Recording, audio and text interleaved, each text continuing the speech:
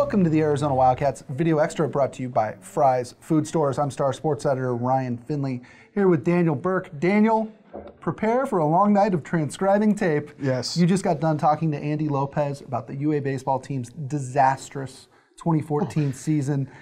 Without being too graphic, because this is a family show, what did he tell you? Well, it's funny.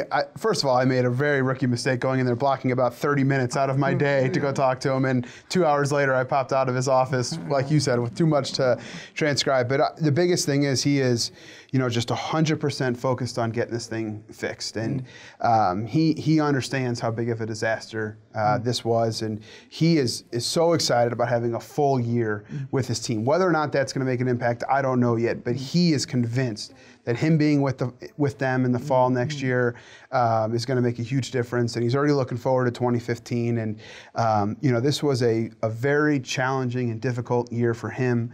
We're going to write about it this weekend, but he revealed some things to me. I mean, he said, if we have another year like this next year, then I won't be back. I'll call Greg Byrne and I'll tell him, I don't want to be a burden to this university, is what he kept saying over and over again. So, will it get to that point? I doubt it. I can't imagine they have another 22-33 year.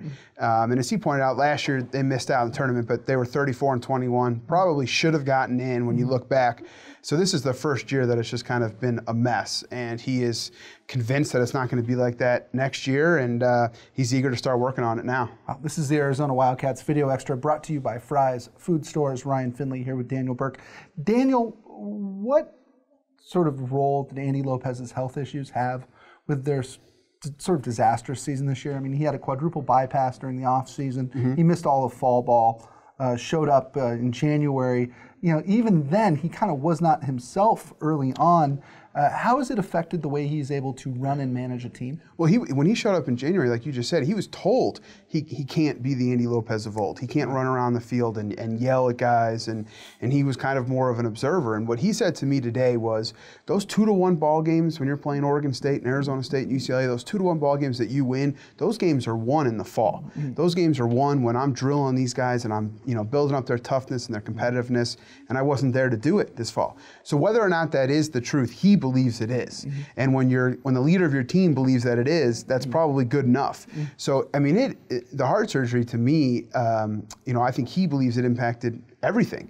And to have a full year with those guys next year is going to be different. And what he talked about was, if you ask most of his players, if you talk to Nick Hundley and you talk to these guys who are in the big leagues now, what kind of guy he was when they were here, he was not a very nice guy. We'll make it family friendly. That's not good. a very nice guy. That's good. See, Daniel Burke's looking out for you. And but then when someone said, what kind of guy were you this year? He said, I was Mr. Rogers. Right. So what he needs to say, what he wants to do is find that common ground. And he doesn't want to be Mr. Rogers again next year, but he doesn't want to be that, he can't, because of his health, be that really mean guy. So it's somewhere in the middle, and he's going to have to kind of develop a new coaching style. Well, and if you're Andy Lopez, it's a lot easier to be Mr. Rogers or to not stress out when you have pitchers, when you have a junior class that's pulling its weight.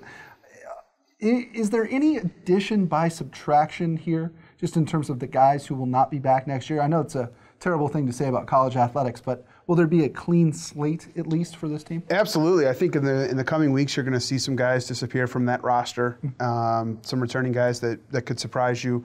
And then I think, those juniors that came in, had an unbelievable freshman season. They won a national championship, and then they had 2 years to kind of enjoy that at the University of Arizona. And I think that even though the Trent Gilberts and Riley Moores of the world were very good baseball players, I think that Lopez is ready to move on from that and get some new blood. So I absolutely think so. And Matt Siegel, one of his head assistants, left today for the Junior College World Series, and that's one thing that's going to be very different, is that they're recruiting the junior college ranks this summer very hard. They want to get a junior college third baseman, and they want to get 2 junior college pitchers to go on with the junior college center fielder they just got a commitment from. So there's going to be some addition by subtraction. There's going to be some addition by addition, if that's a phrase. And I think it's just called addition. Okay. Yeah. Okay. That wasn't very nice. And they'll go from there. But it's definitely going to have a little bit of a different look, I think, than it has in the past. All right. One last thing before we go, DB. Who's winning the College World Series? Go. Ooh. Andy Lopez hopes it's Oregon State. Well, sure. LSU it seems like a good bet. It's a very good team.